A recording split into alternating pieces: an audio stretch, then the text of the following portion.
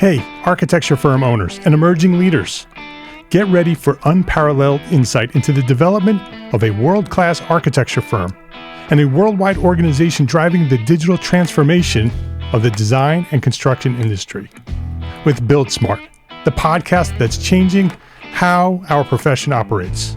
We share the incredible stories behind innovation in the building industry with my friend and co-host, Patrick McLeamy, FAIA, former CEO of the international architecture firm, HOK. You know, Yamasaki's office or firm lasted during his lifetime. And when he passed away, I think that was the end of the Yamasaki office. Helmut did not want that. He wanted a firm that would live out and grow beyond the founders. In Season 1, discover the untold stories behind HOK's meteoric rise, from 150 employees in St. Louis to a powerhouse with over 1,900 staff members and 27 offices worldwide. You know, they weren't as polite as the Kojima people. That was just boom. And anytime you have a creditor, whether it's Kojima or the bank, that wants their money, unless you can raise money someplace else, you are out of business.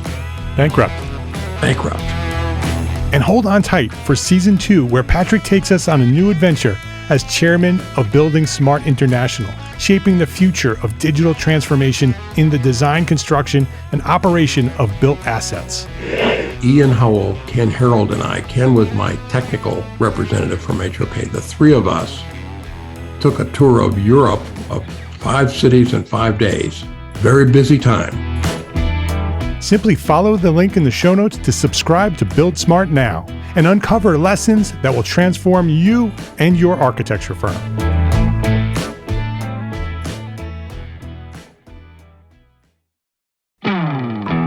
Hey, architecture firm owners and emerging leaders. Get ready for unparalleled insight into the development of a world-class architecture firm and a worldwide organization driving the digital transformation of the design and construction industry. With Build Smart, the podcast that's changing how our profession operates. We share the incredible stories behind innovation in the building industry with my friend and co-host, Patrick McLeamy, FAIA, former CEO of the international architecture firm, HOK. You know, Yamasaki's office or firm lasted during his lifetime. And when he passed away, I think that was the end of the Yamasaki office. Helmut did not want that. He wanted a firm that would live out and grow beyond the founders. In Season 1, discover the untold stories behind HOK's meteoric rise, from 150 employees in St. Louis to a powerhouse with over 1,900 staff members and 27 offices worldwide. You know, they weren't as polite as the Kojima people. That was just boom. And anytime you have a creditor, whether it's Kojima or the bank, that wants their money, unless you can raise money someplace else, you are out of business. Bankrupt. And hold on tight for Season 2, where Patrick takes us on a new adventure as chairman of Building Smart International, shaping the future of digital transformation in the design, construction, and operation of built assets. Ian Howell, Ken Harold, and I, Ken was my technical representative from HOK. The three of us took a tour of Europe of 5 cities in 5 days. Very busy time. Simply follow the link in the show notes to subscribe to Build Smart now and uncover lessons that will transform you and your architecture firm.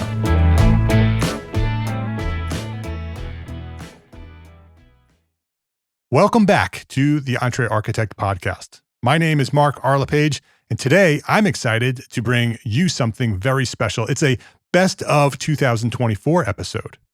As we take a short break to prepare fresh, new, inspiring content for you, we're diving into one of your all-time favorite episodes from this past year. This conversation, chosen based on your listener feedback and our analytics, it truly highlights the insights and strategies that have resonated most with our community of small firm architects. Whether you're listening here for the first time or revisiting this conversation, I know that you're going to walk away with ideas that you can apply to your practice today, right now. We'll be back in February with a brand new season of episodes packed with actionable advice, expert interviews, and the tools that you need to thrive in 2025. But until then, this is the perfect time to reflect recharge, and get inspired for what's next. Thank you for being part of this growing community of architects. It's your commitment to building better businesses that keeps me moving forward. So thank you. Now enjoy this best of 2024 episode, and let's make 2025 our best year yet.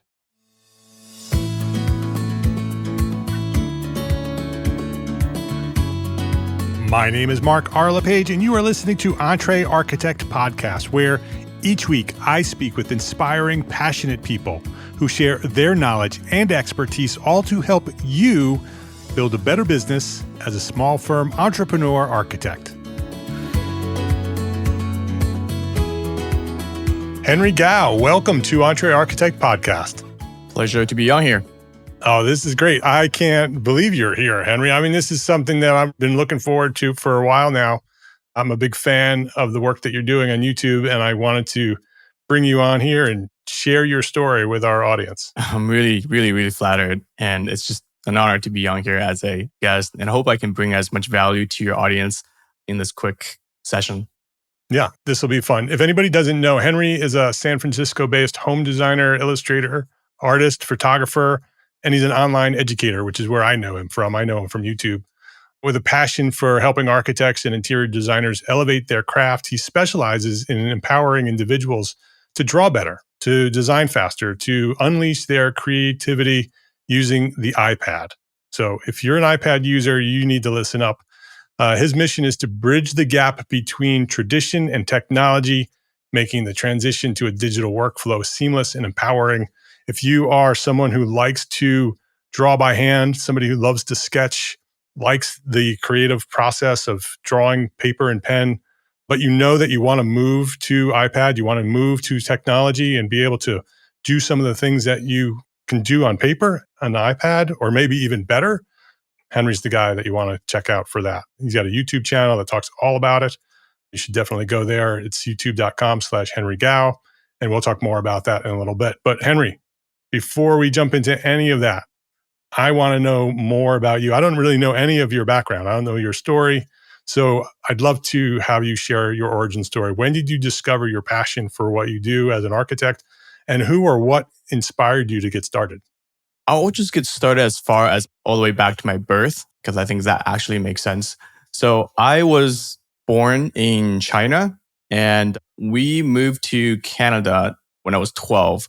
And even much earlier before that, I was exposed to architecture and the built environment by my parents. They initially took me around to architecturally significant sites in China to draw, where I would sit in front of a building or a cityscape for 4 or 5 hours, sometimes a whole day. And I used to have this really big sketch pad with actual like paper and felt pen. And that was my medium starting at the age of 7 or 8. And we would keep this booklet of all the drawings that I've had back then.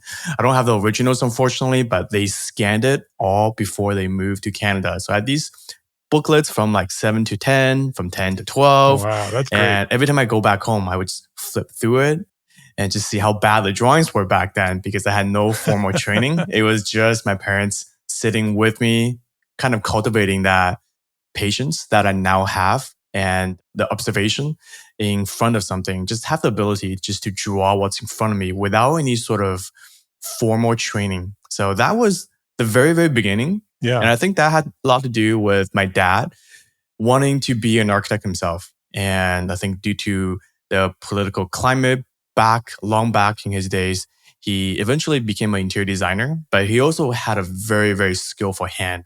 I think that's where I got my hand from, was from him. He wanted me to develop a good eye for drawing, for painting later on. So that continued after we moved to Canada. So when we moved to Canada, I continued my more of a formal artistic pursuit in just the different other mediums, with more focus on graphite and oil painting and watercolor. And I actually attended a high school where there was a focus group for very, talented artistic kids you had to test to get in. So that was From high school, it was a very natural transition to choosing a career in architecture because of all this previous exposure to architecture, the built environment. It sounded right at the time. And honestly, I didn't really know what I was getting into. I was really just following what my parents wanted me to do, like a lot of other Asian kids. So I eventually pursued two degrees in architecture, one in Canada for my undergrad and one in the US, Cornell in Ithaca for my graduate school, where eventually I chose to move to California to pursue my career or to start my career because I thought this climate was much better than the one I had in Canada. And that turned out to be a wise decision just for the kind of lifestyle that I have nowadays and the things that I want to do with, being good weather all year round. So having worked in California since 2015 for about 6, 7 years, I started to pivot into working for myself more. And this is where I had a lot of pursuit in different areas. You can call them side hustle. So some of them I was doing along with my actual day job. So things like 3D renderings that I did right away after I came out of school. And then I tried to open a online Etsy shop where I sold a lot of my travel prints, which was inspired by many years of drawing in China. So I still have that shop and it's still ongoing as of today. Also, I wanted to see if I could do some architectural photography, which I still do. And I also practice as an illustrator, which is also goes kind of hand in hand with the drawing days. And also there were a lot of cross and overlap with architectural rendering. That's something that I do more of today than the actual 3D renderings. So I would consider these as all these little points that I had connected the dots to what I'm doing most nowadays is actually more online educating, where I found a niche where I personally transitioned to using the iPad myself in my day job since 2017. And I found a workflow that alleviated a lot of my own pain points as a young designer. So as time went on and I developed a skill set and refined it to a point where people have been asking me to share my tips or to give them one-on-one training sessions. This is where it kind of coincided with COVID, which at the beginning of COVID, everyone was staying home and I had this extra time to publish some of the knowledge that I had gathered in the 2 to 3 years in a online YouTube space. I didn't know how it was going to turn out. And it was really at that time more of a hobby and a passion project, like any of the side hustles that I had before. It was just something that I wanted to share. And I saw it could benefit someone else. Instead of me teaching one-on-one to many people, I could do it in more of a group setting and reach a broader audience. So the channel grew over time, actually. It grew quickly in the past 3 years, where I have decided to monetize it and pivot my current career trajectory into more of a online teaching business in that space that I found a lot of love and recent passion for.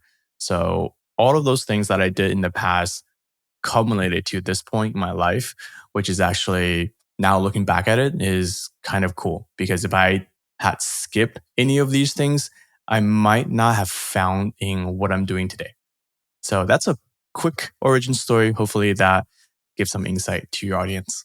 That's perfect. That's perfect. The connecting the dots is a very important takeaway from what you just said, right? That you need to do all of those things to get to where you are today. Mm-hmm. I think many people are impatient and they just want to get to that big dream that they have in their mind. Mm-hmm. And they want to just skip all these things, right? That maybe they're working for an architect and they're just frustrated. They don't want to work for the architect anymore. They just want to do this big dream they have, but they don't realize that the work that they're doing with the architect is giving them lots of knowledge and information and motivation to pursue the next step. And so that message of sort of recognizing that there are many steps along the way and there are seasons in your life and each one is adding to ultimately where you are today and where you will be in the future, right? That where you are today is not the final step. It's just one of the steps to get to where you ultimately will find yourself in the future. Yeah, I can't agree more. And where I think I'm at today, at a tender young age, I think I still have the next 20 years to figure out where I want to be for the rest of my life. Yeah. And that's a very exciting place to be. And I love that you have so many passions and you've monetized many of them, right? You've pursued many and you've monetized many. Hmm. So you're now working solely on your own. You don't have a full-time employer anymore. Not anymore. That came about slowly over the maybe period of 2 to 3 years. And even in the very beginning, I just wanted to highlight this. When I was working for more of a corporate job right out of school, I did that for about a year and a half. When I transitioned to work for a smaller firm, I had negotiated a reduced schedule. So most people work 5 days, 40 hours. I had asked for 4 day, 32 hours. So I had that extra Friday off every week to do something that I wanted to pursue. So at the time, I saw that as maybe this will give me more time to pursue the 3D rendering side hustle. And the reason I thought that was viable was in the first year of working professionally, I had almost made just as much money moonlighting on the side than compared to the salary I was getting paid in my day job. So I definitely saw the promising kind of trajectory if I spent more time on it, though that didn't turn out to be what I ended up doing. But having that white space allowed me to just think of other things that I could do with it. That's how I came to have the idea of opening a online art store. That's how I had time to develop other skill set that I didn't have time before. So just wanted to mention that because it wasn't a quit my job and do all these other things. It Right. was from a 5 day to a 4 day to a 3 day and then to like a 1 to 2 day. And then eventually I decided I had enough momentum to keep going on my own. And that was a very natural step to step away from a full-time or even a part-time job. Yeah. But it was very intentional, right? So when you moved from the big corporate firm to a smaller firm, rather than going to that firm and saying, hey, I have all this experience, pay me more, you said, I have all this experience. I want to provide value for your firm, but I also, rather than the money, I'd rather have more time. And Exactly. so let's focus on the time. And when that's where the negotiation will be. That's a great idea for other architects who are in that position where they do want to sort of pursue other passions, whether they're other businesses or just Hmm. creative pursuits that they have that they want more time and the money isn't as important to them as the time is. That's something that can be negotiated for sure. It's not that money wasn't as important to me. It was because I knew that I could make more money if I had more time. So I think that's important to distinguish. It wasn't like we don't need money because I think coming out of school, making 60, 70,000 a year, living in a very expensive city wasn't going to cut it very well for the next 5, 10 years. Yeah. So I already knew that right away coming out of school. What inspired you to make the move? Because it was obviously an intentional move to have your own business and pursue all of these passions. Was there something specific that motivated you or inspired you to do that rather than just taking a more traditional route where you just work for an architect and grow in that firm and traditionally move up through the ranks? What was the motivation to go on your own and pursue these alternative revenue streams? That's a great question and something that I've thought a lot about. I think coming out of school, I didn't have that desire to go off right away or to be an entrepreneur, as you would call it nowadays. I had in my mind to pursue the traditional, more of a traditional career path, go in the firm, grow with the firm, eventually move up into the leadership position, and perhaps then either quit and open my own firm or just grow to be a partner. That was what I had in my mind. I never thought I would be doing what I'm doing today without all these other little milestones. So it wasn't as intentional as you might describe it. It was more of a take a little by little Mhm. and then learn from people outside of the AEC industry. So my exposure to business and entrepreneurship came very slowly. And it's to listening podcasts like yours, to Pat Flynn, a lot of the other sort of online entrepreneurs, that I slowly thought this could be me as well. So it wasn't a exact science at the very beginning. It was a very slow trigger, and I had to do a lot of mindset shift in order to do this, because there's a lot of risk associated with being an entrepreneur and Yes. be the one making the money, creating the money, as opposed to be earning the money, I think. Yeah. Being an entrepreneur is hard, Mm-hmm. right? Having your own business and being responsible for the revenue and the sales that come through is a huge responsibility. And it's not as easy as it looks. Businesses promote themselves as the best that they can be, and many are very successful, but it's very difficult to build a business from scratch. And especially with the type of work that you're doing with online education and the YouTube channel.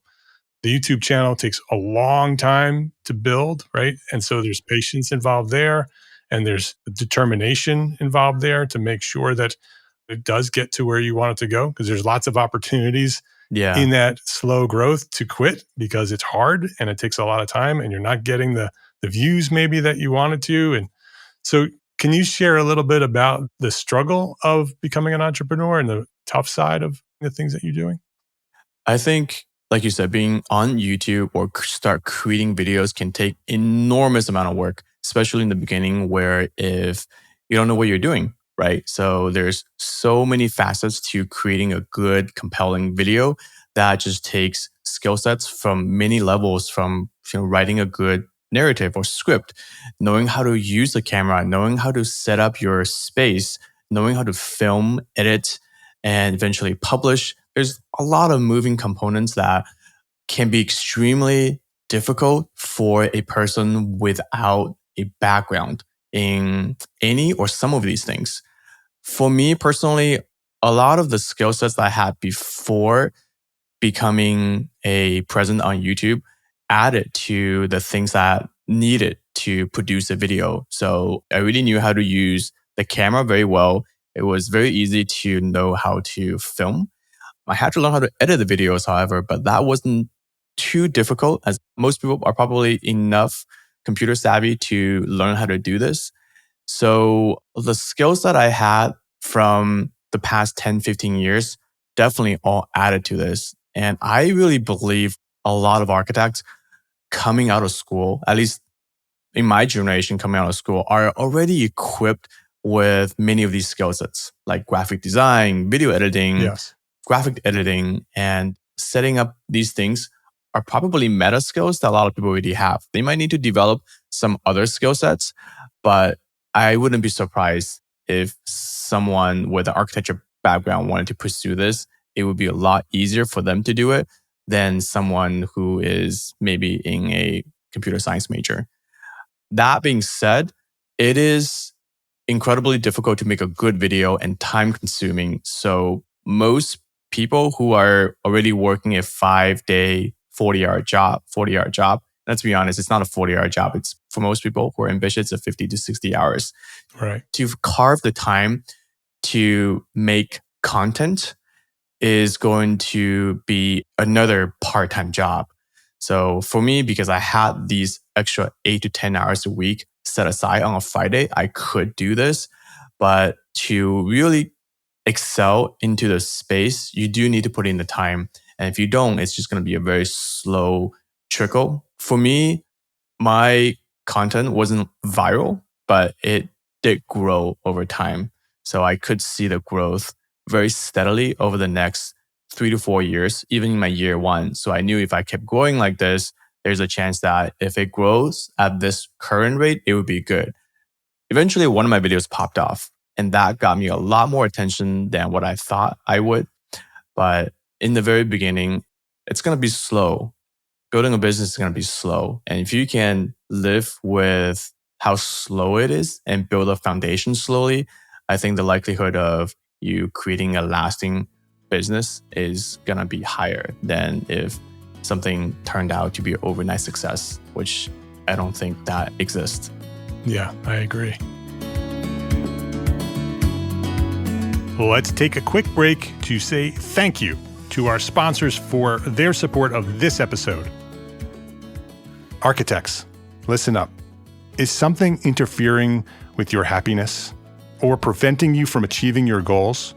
Regardless if you have a clinical mental health issue like depression or anxiety, or if you're just a human who lives in this world and is going through a hard time, therapy can give you the tools to approach your life in a very different way.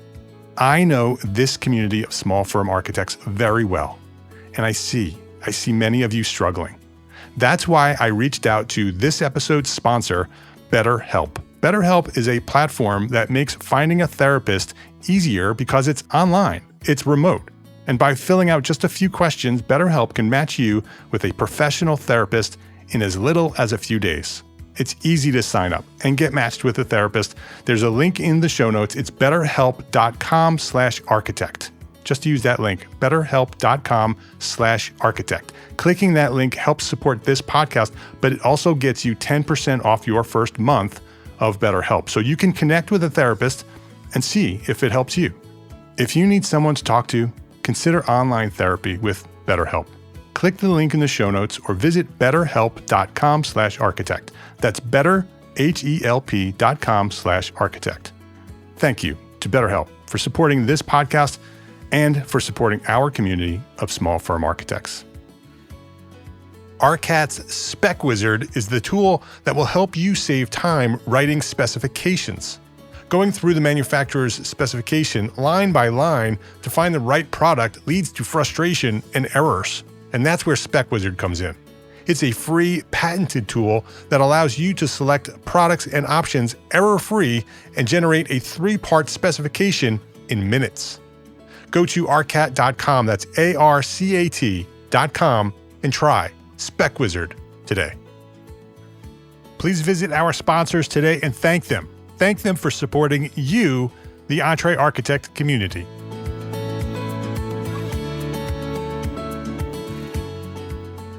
How exciting was it when that one video popped? The video that popped, ironically, was not intended for what I wanted to share in the very beginning. It was a video that talked about side hustles for architects. And there's a lot of interesting comments in the comment area if you want to check it out. But it definitely was not a video that I wanted to share in terms of teaching drawing on the iPad. And that video took more than a year to really skyrocket. And I think the algorithm found the right people. It just kept serving to more and more people. And even to now, it's one of my most viewed videos every month. So even though I knew that video garnered a lot of interest, it wasn't something that I wanted to build a business around. Although I'm very passionate about talking about it. As we're talking about this topic today, it's not the area where I wanted to build a business on. Yeah. Maybe someday, but not at the moment. Back to what you were saying about this generation and the next generation being prepared to coming natively to our profession to be able to do things like what you're doing. I agree with you. I believe that this current generation, especially the next generation that's coming, are innately entrepreneurial. I think because they are exposed to the internet, they see young people building businesses from scratch, all types of businesses, making lots of money. They've been immersed in technology since birth, literally. And so using iPads and iPhones and computers are just part of the existence that they have. They've been communicating with their friends on devices since they've been communicating with friends. So it is very interesting to me to watch that transition. And it is absolutely going to be a part of the next generation of architects building businesses that are not necessarily traditional architecture businesses.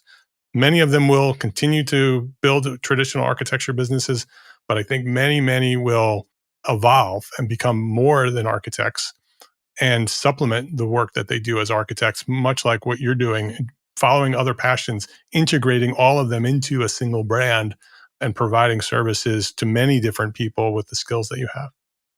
Absolutely. I think there's so much room in the space that I'm in right now. There's very few people that are doing what I'm doing, especially from like an architectural background. There's maybe a handful of creators that I can bring up that are doing this full time. There's very few that I know that are just doing this to supplement their income.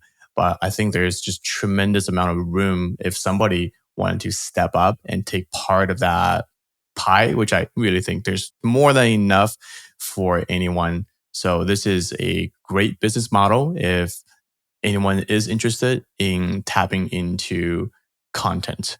And content oftentimes are seen a little negatively, I think, in our industry because of the TikTok generation and the not so good content that people are putting out or the addictive content that people are putting out. But Yeah. if you are someone with a particular skill set that can truly benefit someone, I think start sharing it right now.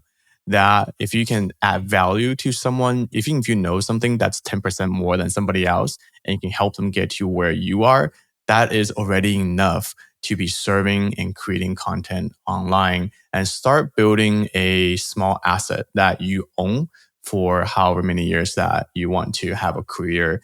This is just an incredible thing that I wish I had learned in my architectural school days.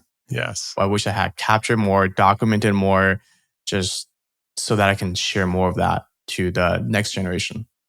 Yeah, I agree with you. I think there's a huge opportunity for architecture students to create content and document their process, right? Their journey through architecture school to become an architect. I think there's a huge opportunity there for young architecture students. Mm-hmm. Your niche is very interesting. You've landed on, through all of the work that you've done, your YouTube channel is primarily focused on using iPad to do hand drawings and to do presentation for architects. And specifically, well, architects and interior designers, the built environment, design professions. How did you land there, right? Because I'm sure you didn't say, well, I'm going to create a YouTube channel about iPad and hand drawing. How did you land on this topic that now is your primary brand? Good question. And I think the best answer that I can give is I'm trying to help someone that I was 7 years ago. Exactly. And I'll describe my pain point a little bit back then so it's more helpful. So when I came out of school, I was very, very proficient with hand drawing. And when I worked for a smaller firm, and at a smaller firm, you get to wear lots of hats and you get to be a designer, which is incredibly rewarding. Not many young people come to school and be the designer at the firm. So at the firm that I was in called Red Dot Studio, the principal there gave everyone equal opportunities to design their own projects and will come around the table. So a lot of times, often when we are huddled around the table, drawing on sketch paper, tracing out our ideas, I was always known for someone that came out with very nice sketches on paper or face value. But when you actually get to transcribe these sketches into more calculated floor plans, one of the things that I found most difficult to do was my stairs were always off. You know, like when you're using the little triangular scale ruler, it's really easy to make mistakes about a foot or two. So what you thought made a lot of sense on paper or what looked good on paper didn't translate well. And I was always pinned for having theoretical stairs or spaces, but it's in that similar realm. Yeah. And the things that I did always didn't make it to the presentation, if you will. So because there were mistakes, there were things I needed to edit out or to redo. So the time started to add up in the editing, in the revising. That's when I started to have an inkling about, is there a better way to do this? Maybe a little bit more non-destructively. So I had to look around a lot of things. So I started with a Wacom tablet, which you might be familiar with because they go back 15 years. Yep. And I had bought a $2,500 Wacom tablet that I thought was the solution or the savior to my problem. And just for anybody who doesn't know, it's basically a black pad that sits on your desk and you have a cursor that looks like a pen and you can draw on the tablet and it converts to the computer screen. Right. But the version I got was even fancier. It was actually, I'm drawing on the screen, looking at the drawing. Wow. You got the advanced one. I got a nice one. And that was like 25 inches big. It had to be hooked up to my computer. I had to lug it everywhere, and it was just a pain in the butt to be tethered. So it was like a giant iPad. It was a giant iPad. Wasn't smart. It was a big screen with a nice pen. So that was my first dabble into digital drawing with Photoshop. While that worked, I had figured out a system that worked. It was not very portable. It wasn't convenient. And that's when the iPad rolled out, I think 2015 or 2016 with the Apple Pencil. And I thought, let me give this other thing a try and just see if I like it or not. If I don't, I'll return it. And the moment I bought it, I realized this is the next big thing. And at the time, I looked everywhere online for tutorials, instructional videos on not how to just use the iPad, but like other specific softwares for architects and interior designers.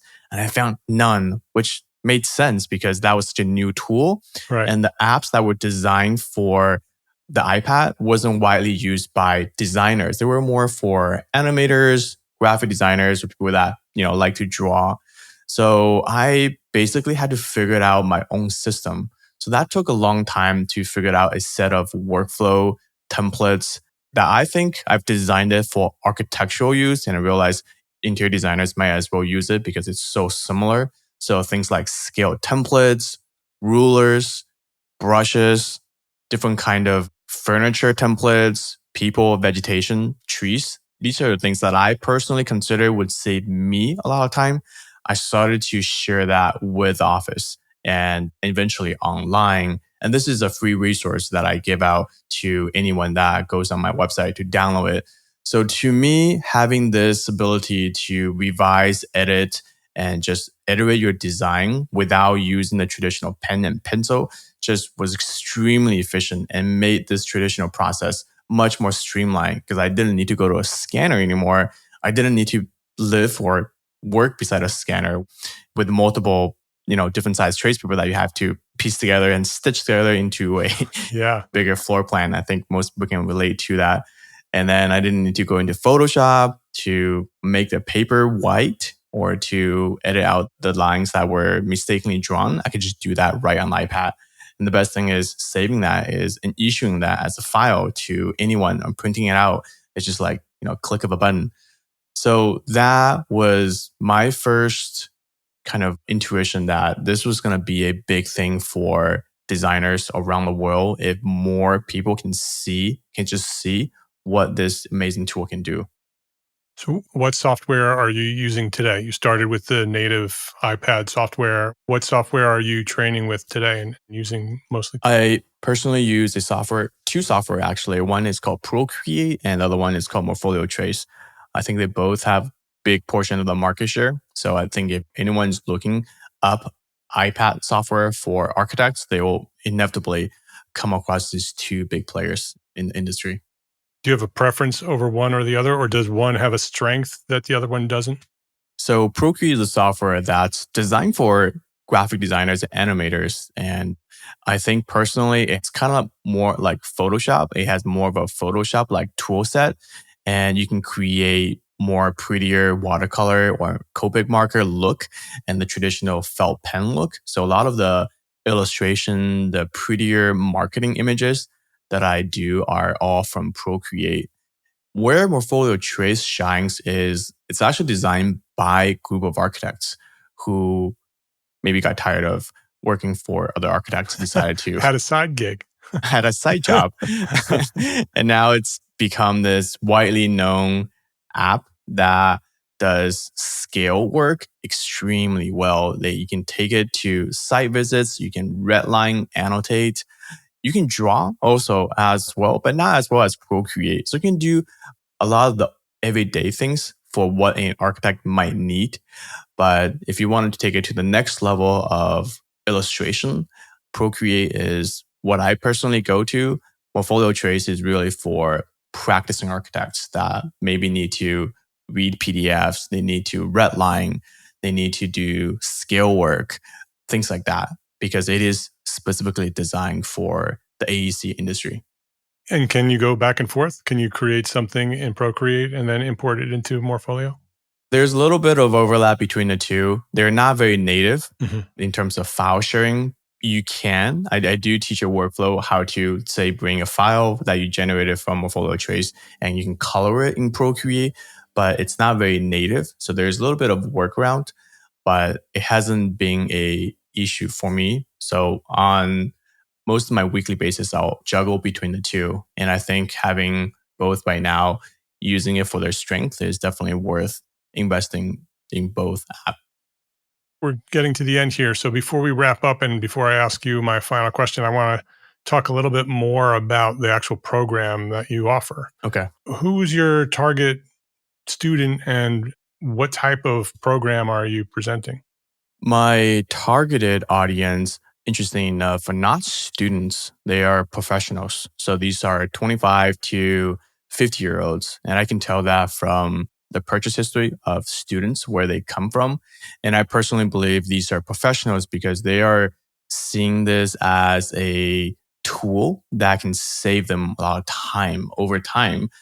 So they're using it for in professional settings. So in firms, in small businesses, less for hobbyists or for students that are, students in school that are still trying to learn all these other softwares on the computer. So they're less invested into hand drawing. But people that are in maybe a little, just one generation above me, they still value hand drawing as a important tool set to have, or someone who is really good at hand drawing, they just wanted to elevate it into drawing digitally. This is for them. And this is also for people that goes on site a lot, that takes notes, that want to measure their drawing and transcribe their drawing afterwards. This is really for practicing professionals. And information for that is on the website, Yes. henrygao.com? Yeah. Okay. Yeah, I can imagine if you're out there and you have that iPad sitting around, right? You bought the iPad Pro and it's got the pencil and you're like, I love this thing. I just don't know how to use it for work. I'd love to be able to use it every day for work, do some sketches, create a workflow. I think that's exactly what Henry's doing on his YouTube channel and in his programs. You should go check it out. He's on YouTube at youtube.com/Henry Gao. The website is henrygao.com. And you could reach him there and say hi, ask any questions that you might have. Henry, before we wrap up here, I'd love for you to share your thoughts on the question that I ask all my guests. What's one thing that a small firm architect can do today to build a better business for tomorrow? I'm not in that position personally, per se, but if I were in that position, one thing that I would start doing based on my experience is to really build a online presence. And that's not to say you have to build yourself as an influencer, but just to build authority around the area that you personally excel in or you have knowledge to share. Because I think a lot of knowledge for architects are kind of hoarded among us and they're not easily shared to, your ultimate clients. To them, what will help them most is to know who you are before they even meet you. So what that means is, can you build something, especially with video format, so that they can trust, and know you before they even have their first physical or Zoom interaction with you? And that's personally been my case, although I did not build my online business to serve architectural clients like homeowners. I've had a lot of inquiries as the result of having an online presence. I had a lot of inquiries on whether I would be interested in doing someone's project or remodel their house. And I assume that's primarily because they've already seen my content. They've already heard from me. They know what I look like, what I sound like. I have already had this small authority in making them feel comfortable in reaching out. So when they do reach out, it's less of a, are you the right person for me? It's more of a, how can we work together and find the right way to build our home? So I think that to me is something that any small owner can do. And with all these digital platform medias, it doesn't have to be YouTube. It could be very value driven content for TikTok, Instagram. But I think this is something that I personally would recommend to small business owners. Yeah, that's great advice. His name is Henry Gao. Again, you can find more about Henry and all the work that he does at henrygao.com. It's GAO. So it's henrygao.com. The YouTube channel is the same, Henry Gao. Go check him out. Also, you mentioned earlier in our conversation, Henry, about your free resources. Can you share a little bit more about what you have there for people? Because it's easy. Just go there, hit the button, you can download it. What do you have over there for them? Right. So the free resources are located on my website. So it's henrygao.com. And then there is a tab called Teaching. Under the Teaching tab, you'll find all the free resources that I have for Procreate, which I think is the baseline that anyone should start learning. So there I have a 3-part workshop that are designed for architects, interior designers. And I have lots of templates, brush sets, color palettes, tree, vegetation. These are the things that I personally have spent a lot of time creating for myself so I can save time. So I think this is a great starting point to anyone that has an iPad. And to me, most people around me have an iPad. They're just not using it professionally, Right. which doesn't surprise me, but also surprised me at the same time because it's not a problem of not having the device. It's more just using it professionally. Yeah, it's a missed opportunity if you're not using your iPad in the work that you're doing, right? If you have the iPad and you can use it for sketching, you can use it for drawing, communicating, it's a great tool for us as architects. And so Henry's a great resource for you. You should go check him out. Henry, thank you. Thank you for doing the work that you're doing. Thank you for creating the YouTube channel and sharing your knowledge over there, helping architects learn how to use an iPad to be more effective as architects. It's an important role that you play, and I'm glad that you're there. And I appreciate you for coming by here and sharing your knowledge, your story, and all the things that you're doing, inspiring us here today at EntreArchitect Podcast. Thank you, Mark. I really appreciate you having me on here. And honestly, I didn't think I could be as concise as I could. I have a lot more things to say, but you asked great questions and kept it very succinct. Well, thank you. I appreciate that, and I appreciate you for being here. If you liked this episode of EntreArchitect Podcast, please share a link to this episode with a friend. Either just click the share button or highlight the URL and send the link to this episode with a friend, because that's how EntreArchitect has grown to serve thousands more architects just like you throughout the 10 plus years of EntreArchitect. That's how we've grown, architect to architect. So I would love for you to share this episode and all the episodes with one friend every week. We'd love that. And thank you to our sponsors for this episode. We don't have an episode if there's no sponsors. So thank you to our sponsors. Links to those sponsors, which you should go visit and click, and all the resources that we discussed today for this specific episode, they are all available at entrearchitect.com/podcast. Every episode that we've recorded is there, entrearchitect.com/podcast. Go click the links to the sponsors and say hello. EntreArchitect is a member of the Gable Media Podcast Network. You should go visit that at gablemedia.com. That is the next evolution of interactive media and resources for the AEC community. You can now earn continuing education credits for listening to select episodes of this podcast, EntreArchitect Podcast. Yes, AIA CEUs for listening to a podcast. It's there, and many other podcasts are there as well, and you can listen to all of them and get credit. Learn more about our program, Gable Members Program, at the gablemedia.com/members website. That's GABL media.com/members. And if you are a small firm architect, join us today at EntreArchitect Network. That is the worldwide organization for small firm entrepreneur architects. If you own your own architecture firm, you are an entrepreneur architect. You are an EntreArchitect. With weekly live group business coaching, we have business coaching there, monthly live business training with AIA CEUs, 2 a month, so 24 AIA credits per year, including 12 of those are HSWs. We have them in the membership. Business resources, all the resources you need to run your business, special session webinars, mastermind groups, and a thriving community of small firm architects just like you. Hundreds of architects are there waiting for you to join. So we provide the support and encouragement you need to succeed as a small firm architect. I know that you haven't been trained as a business person when you launched your firm. That's what we do. Come learn how to run a business at EntreArchitect Network. And today you can go join right now for free for 30 days at this link, entrearchitect.com/30 days will give you free 30 days for membership. Go check it out at entrearchitect.com/30 days, and I will see you there. Thank you for listening to this episode of EntreArchitect Podcast. My name is Mark R. LePage, and I want you to remember 3 words: love, learn, share. Have a great day.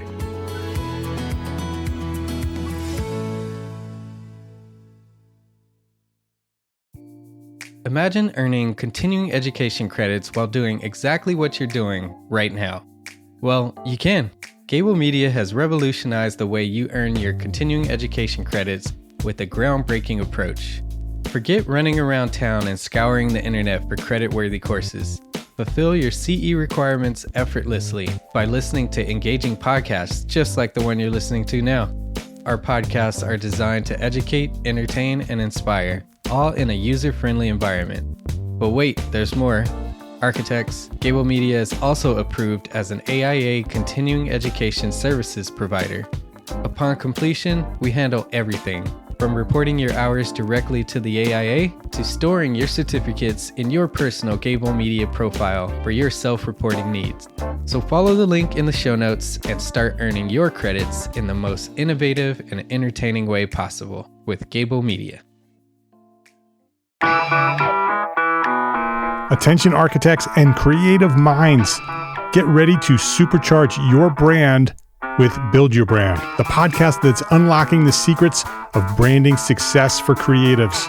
Hey there, it's Mark R. LePage, founder of EntreArchitect, and I'm inviting you to join my friend, architect marketing expert Jeff Eccles at Build Your Brand podcast, where he explores the captivating stories of the world's top brands and transforms their lessons into powerful moves for small firm architects and creatives like you. In season 1, Jeff shares the thrilling tale of Southwest Airlines, where he dissects their journey to the summit and distills it into strategies tailor-made for you. It's important to keep in mind that companies like Southwest compete in the real world, just like you, and face real-world challenges, just like you. You might be surprised at how similar those challenges are to the struggles that you grapple with on a day-to-day basis. Don't miss out on your blueprint for success. Subscribe, tune in, and let's build your brand together. You may have noticed that the very best brands in the world are also known for having somewhat unique corporate cultures. That's often the glue that holds everything together when they encounter those rough spots. We don't do it because it inconveniences the passengers to whom we are primarily dedicated, the short haul, frequent flyer. Follow the link in the show notes to subscribe to Build Your Brand today. Remember, no matter the size, the journey's the same. Your brand's journey to the top starts here.